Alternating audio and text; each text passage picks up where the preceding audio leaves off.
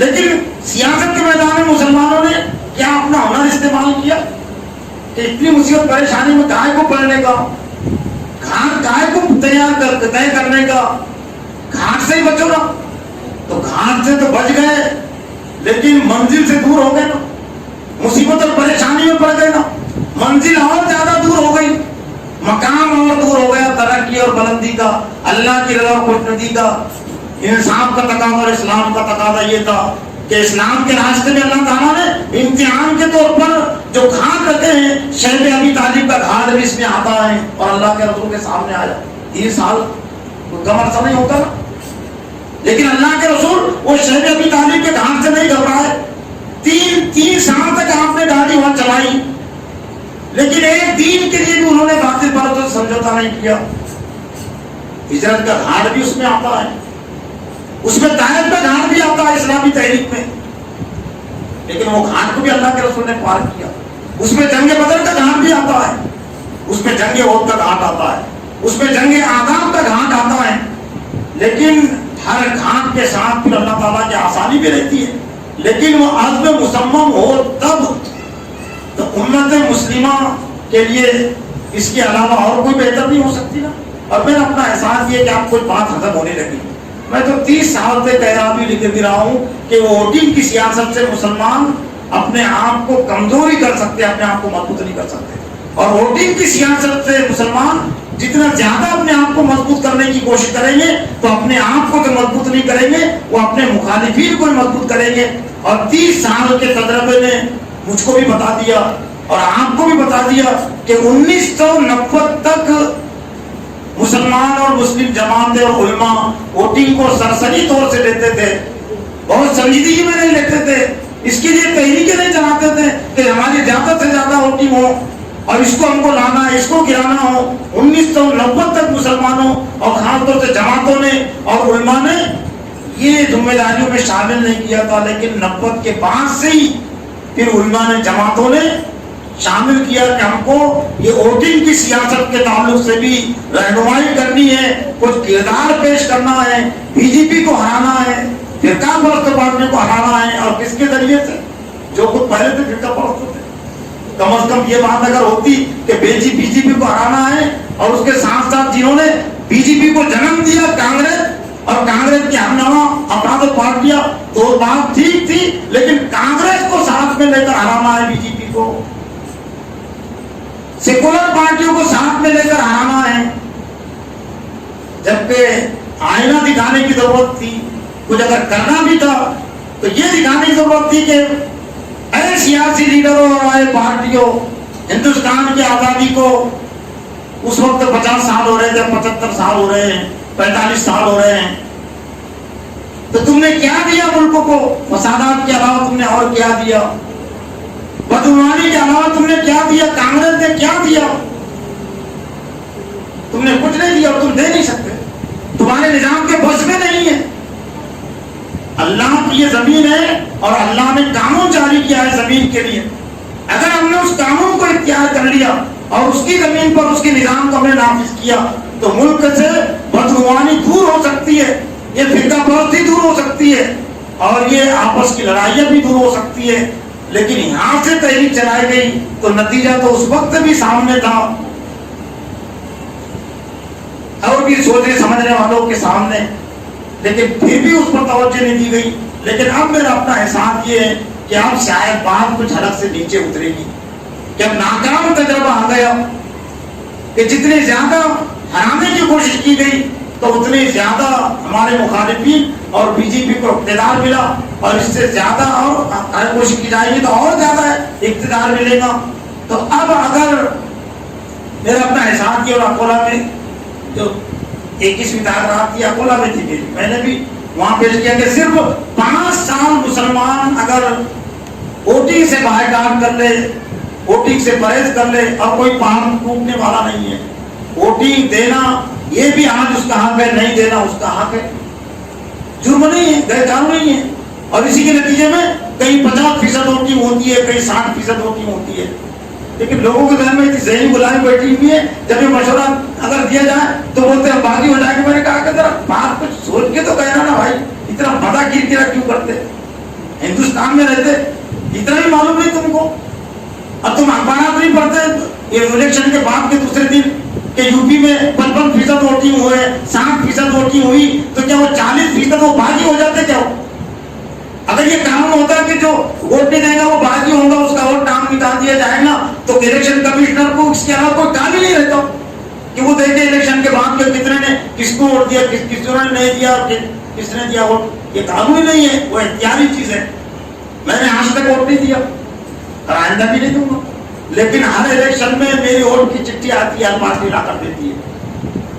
تو نام نکل جانا تھا، چل بولتے رہے لوگ غلط فہمی میں، معلوم نہیں کچھ بول دیتے کہ ووٹ نہیں دیں گے تو نام نکل جائے گا. تو میرا تو نام نکلا کہ ابھی بھی نام ہے، اور بلکہ ایک بھی 2 جگہ نام ہے. اورنگ آباد میں بھی جہاں میرا وطن ہے وہاں پر بھی نام ہے، اور یہاں پر پوسٹ میں بھی نام ہے. تو خیر یہ جنہ بات کی اگر 5 سال مسلمان اگر ووٹنگ سے پرہیز کر لے اور میدان ان کے لیے صاف چھوڑ دے، تو میرا اپنا احساس یہ ہے کہ ہندوؤں میں ایک بڑی آبادی وہ ہے جو بی جے پی کو ہرا سکتی ہے. لیکن جب مسلمان بیچ میں کودتے ہیں اور اس کو ہرانے کا نشانہ منصوب بناتے ہیں، تو جو بی جے پی کو گرانا چاہتے ہیں تو وہ بھی اس کو لانا چاہتے ہیں. رد عمل کی نفسیات ہوتی ہے. قوم میں کچھ مزاج ہوتا ہے تو اس پہ رد عمل کی نفسیات ہوتی ہے. اور پھر صرف تماشائی کی حیثیت سے نہیں، تأمرون بالمعروف تنہون عن المنکر کہ تم بہترین امت ہو، تمہیں لوگوں کے لیے برپا کیا گیا. تو کیا سیاست میں منکرات نہیں ہے کیا؟ سب سے زیادہ منکرات تو سیاست میں ووٹنگ کے نظام میں، لیکن اس کے طرف کوئی کسی کی توجہ ہے ہی نہیں. ایمان کا درمیانی جگہ کم سے کم دل سے اپنے زبان سے کہنا. طاقت و قوت ہمارے پاس نہیں ہے کہ ہم یہ نظام کو بدل سکے، لیکن کم سے زبان سے تو ہم کہہ سکتے نظام کی خامی. جمہوری نظام سے ہم جمہوریت کی حقیقت اس کو دکھا سکتے ہیں کہ جمہوریت ہے کہاں. سیاسی لحاظ سے ہندوستان جمہوری ملک نہیں ہے جیسا لوگ یہ کہہ دیتے ہیں. جمہوریت ہونے کے لیے 51% کو بولتے جمہوریت. آج بھی کئی قانون نہیں ہے کہ 51% ووٹ ملیں گے تب وہ کامیاب قرار پائے گا. جو حلقے میں ووٹ ہو رہے ہیں تو وہ جتنے اس پہ کھڑے ہوئے ہیں تو صرف یہ ہے کہ اس میں سے زیادہ اس کو ووٹ ملنا، چاہے پھر 20% ملے 25% ملے، اس سے کوئی بحث نہیں ہے. جمہوریت کہتے ہیں 51% کو. تو کم از کم یہ کہنا چاہیے کہ جمہوریت ہندوستان کو انتخابی نقطہ نظر سے بھی جمہوری بنانے کی کوشش کی جائے، قانون بنایا جائے. تو اس سے کم از کم یہ ہوگا کہ مسلمانوں کا جو استحصال سیاست میں ہو رہا ہے تو استحصال میں ذرا کمی آ جائے گی.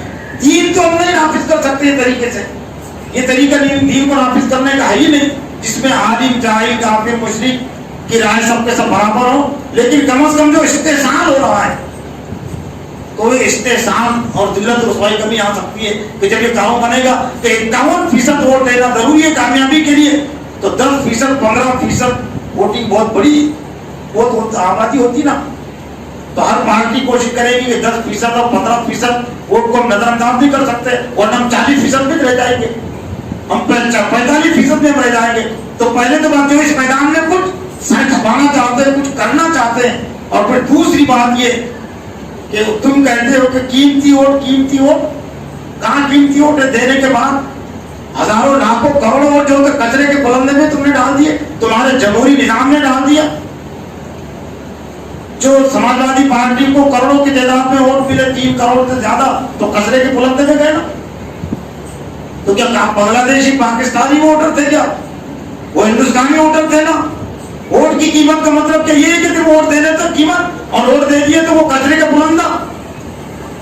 تو ووٹ کی قیمت کی ضمانت رکھو 5 سال تک.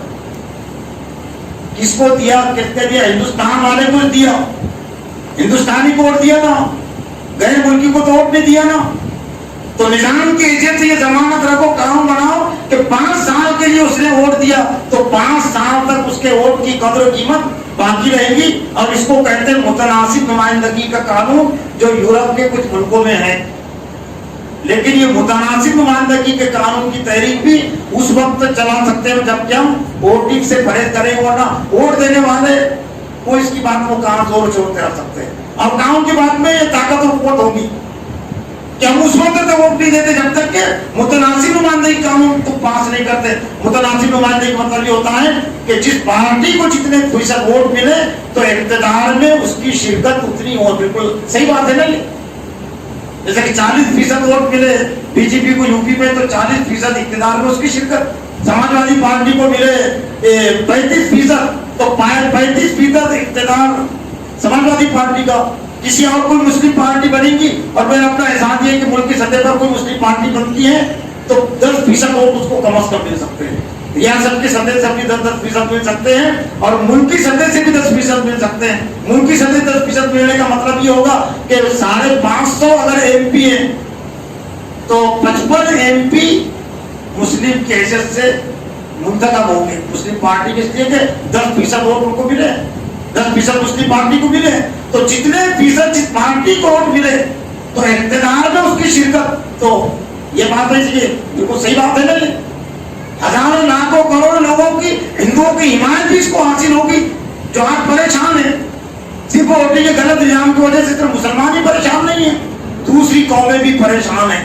اور پھر یہ کون سا جمہوری نظام؟ موجودہ دور ہی کی مثال، چند سال پہلے کرناٹک کے الیکشن میں کرناٹک کی عوام نے 5 سال کے لیے اقتدار سے BJP کو محروم رکھا تھا، الگ کیا تھا اور کانگریس کو اقتدار سونپا تھا. لیکن اسی جمہوری نظام نے 1 سال کے اندر بغیر الیکشن کے کانگریس کو باہر کر دیا اور BJP کو اقتدار میں بٹھا دیا. کون سا جمہوری نظام ہے؟ تمہارے اسی جمہوری نظام نے 5 سال کے لیے مدھیہ پردیش میں کانگریس حکومت کو اقتدار پر بٹھایا تھا اور اسی جمہوری نظام نے 1 سال کے اندر کانگریس کو اقتدار سے بے دخل کر کے BJP کو دوبارہ اقتدار میں بٹھا دیا. تو اس کی اصلاح کرو نا، پہلے یہ خرابی تو دور کرو نا.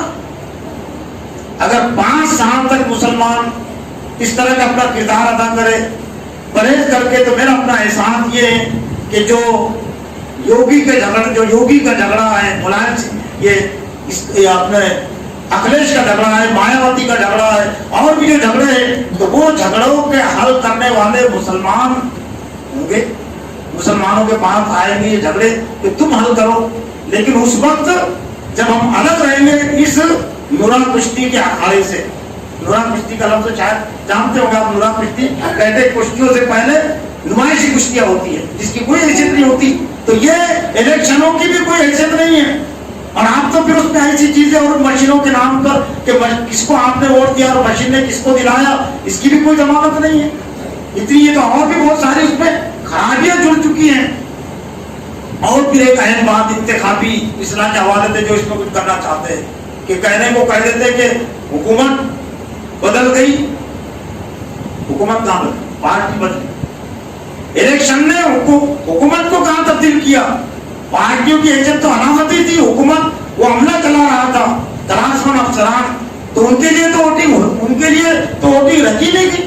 یہ بھی کتنے بڑے تعجب کی بات. کم سے کم سیاسی لیڈروں کو تو اس میں اپنی کچھ ذمہ داری ثبوت دینا چاہیے نا کہ سیاسی پارٹی عام طور سے جو ہارتی ہیں وہ ریاست میں ملک میں بدعنوانی جو سرکاری ملازمین کرتے ہیں، رشوت لیتے ہیں، ظلم کرتے ہیں، تو اس کی بدنامی کا ٹھیکرا تو پارٹیوں پر ڈلتا ہے.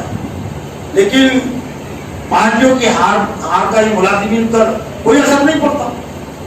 تو یہ بھی تحریک چلانے کی ضرورت ہے کہ تم اگر صحیح جمہوریت کی بات کرتے ہو تو جمہوریت میں الیکشن میں انتخاب میں کلکٹر کو بھی شامل کرو کہ ضلع کے 50% ووٹ اگر ملتے ہیں تو وہ کلکٹر کے عہدے پر برقرار رہ سکتا ہے، وہ تحصیلدار کے عہدے پر برقرار رہ سکتا ہے اور جتنے بھی عہدے ہو سکتے ہیں اس کی حد میں، اس کی ذمہ داریوں میں جو عوام آتی ہیں 50% اگر ووٹ اس کے حق میں ملے تو 5 سال کے بعد وہ عہدے پر رہے گا اور اگر نہیں ملتے ہیں تو عہدے سے ہٹا دیا جائے گا. تو اگر یہ کام بنتا ہے تو کم از کم یہ سرکاری جو بدعنوانیاں ہیں تو 50% اس میں کمی آ سکتی ہے، صرف 50% آ سکتی ہے.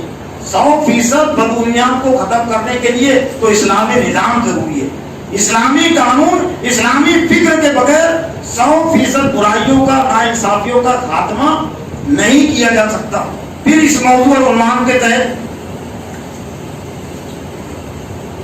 ایک اہم بات، قرآن کی آیتیں بے شمار ہے اور میں نے بہت ساری آیتیں اس کے لیے میں نے منتخب کی تھی، لیکن چونکہ وقت کم پڑے گا اس لیے لاہے عمل کے طور پر احسان اور احتساب کے لیے، احسان اور احتساب اور یوں سمجھ لیجیے کہ اطمینان بھی ہم کہہ سکتے ہیں، اطمینان کے لیے آج سے 40 سال 45 سال پہلے اسلام کو بحیثیت نظام زندگی کو پیش کرنے کے سلسلے میں جو رکاوٹیں تھی، جو دیواریں کھڑی تھی، جو مخالفتیں تھی، تو اس میں بہت حد تک کمی آ گئی۔ کیوں کمی آئی؟ یورپ کی سطح پر جو رکاوٹ تھی، عالمی سطح پر جو رکاوٹ تھی کہ یورپ کی تہذیب کا ایک شور تھا، ایک گلگلہ تھا، مسلمان بھی یورپ کی تہذیب پر فخر کرتے تھے، ہندوستان پاکستان کے مسلمان وہاں جاتے تھے، ان کے دل دادا ہو جاتے تھے اور کہتے تھے کہ یورپ کی تہذیب، امریکہ کی تہذیب کیسی خوش آئند ہے، مثالی تہذیب ہے، مثالی ملک ہے۔ لیکن علامہ اقبال نے قرآن کی روشنی میں سمجھ لیا تھا اور سمجھا دیا تھا یورپ والوں کو آج سے 100 سال پہلے، لیکن اس میں علامہ اقبال کا کوئی ذاتی کمال نہیں تھا، وہ سورہ ابراہیم کی آیت کا کمال تھا جو اس میں الم تر الی الذین یدعون الم تر کیف ضرب اللہ مثلا کلمۃ طیبۃ کشجرۃ طیبۃ اصلها ثابت وفرعها فی السماء تؤتی اکلها کل حین باذن ربها ویضرب اللہ الامثال للناس لعلهم یتذکرون ومثل کلمۃ خبیثۃ کشجرۃ خبیثۃ اجتثت من فوق الارض ما لها من قرار یثبت اللہ الذین آمنوا بالقول الثابت فی الحیاۃ الدنیا وفی الآخرہ ویذل اللہ الظالمین۔ سورہ ابراہیم کی آیت 9 پارے میں کیا آپ نے دیکھا نہیں کہ اللہ نے کلمہ طیبہ کی کسی بہترین مثال بیان کی؟ کشجرۃ طیبہ، جیسے کہ بہترین درخت ہوتا ہے، اصلها ثابت، اس کی جڑ زمین میں مضبوط ہوتی ہے اور اس کی ٹہنیاں آسمان میں ہوتی ہے اور ہر وقت اللہ کی اجازت سے وہ پھلاتا ہے، گویا کہ لوگ اس سے فائدہ اٹھاتے ہیں۔ وہ مثل کلمۃ خبیثۃ، اور کلمہ خبیثۃ کی مثال، اس سے مراد ہے نظام کفر و شرک، ہر غیر اسلامی نظام فکر و عمل یہ کلمہ خبیثہ کی تعلیم میں آتا ہے۔ اور کلمہ خبیثہ کی مثال یہ ہے کہ اجتثت من فوق الارض، کہ زمین سے جس کو اکھیڑ دیا گیا، ما لها من قرار، جس کے لیے زمین میں کوئی قرار نہیں، کوئی مضبوطی نہیں۔ اور اہم بات، یثبت اللہ الذین آمنوا بالقول ثابت فی الحیات الدنیا وفی الآخرہ، اور اللہ تعالیٰ مضبوطی عطا کرتا ہے ایمان والوں کو مضبوط قول، مضبوط کلمے سے، اور اس سے مراد ہے کلمہ طیبہ لا الہ الا اللہ محمد رسول اللہ۔ اور کچھ مفسرین نے مراد لیا قرآن مجید، قرآن مجید مراد لے یا لا الہ الا اللہ مراد لے، بات ایک ہی ہے۔ قرآن مجید کی اگر آپ طے کریں گے، اس کی گھڑی کریں گے، چھوٹا بنائیں گے قرآن کو، تو لا الہ الا اللہ محمد رسول اللہ میں ہو جائے گا، اور لا الہ الا اللہ محمد رسول اللہ کو آپ پھیلائیں گے تو پھر پورا کا پورا قرآن مجید اس میں آ جائے گا۔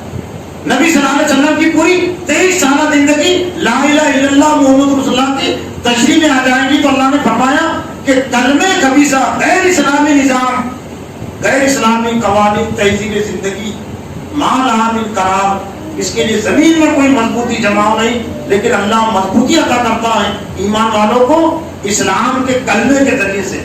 اور علامہ اقبال نے ایک عنوان قائم کیا، خودی کا سر نہاں لا الہ الا اللہ، خودی ہے تہگ فضا لا الہ الا اللہ، کہ خودی کا سر نہاں، جو خودی کی جو کیفیت ہے، دل کی جو کیفیت ہے، تو ایک مومن کے دل کی کیفیت میں لا الہ الا اللہ ہی ہونا چاہیے۔ خودی ہے تہگ فضا لا الہ الا اللہ، اور خودی ہے تہگ فضا ظاہر کو، ظاہر میں بھی لا الہ الا اللہ ہی ہونا چاہیے، یہ نہیں کہ دل میں تو لا الہ الا اللہ کا عقیدہ اور زبان پر اور عمل میں وہ مشرکانہ عقیدہ۔ اور پھر علامہ اقبال نے مزید اس کو آگے بڑھاتے اور واضح کیا کہ یہ نغمہ فصل گل و لالا کا نہیں پابند، بہار ہو کے خزاں لا الہ الا اللہ۔ آج اسلام کو اور اسلامی سیاست کی بات کو مسلمانوں نے اس لیے نظر انداز کیا کہ حالات سازگار نہیں ہیں۔ تو کب حالات سازگار رہے اسلام کے لیے؟ کہ نبی صلی اللہ علیہ وسلم کے دور میں حالات سازگار تھے، اور اگر حالات سازگار تھے تو پھر 40 سال تک جس شہر میں آپ کو سعدی کرمین کہا گیا، تو پھر اس شہر میں آپ کو قذاب جھوٹا قائل کیوں کہا گیا؟ تو حالات تو سازگار اس وقت ہی نہیں تھے نا۔ دور مدنی میں بھی تو حالات سازگار نہیں تھے نا۔ اگر حالات سازگار ہوتے تو جنگ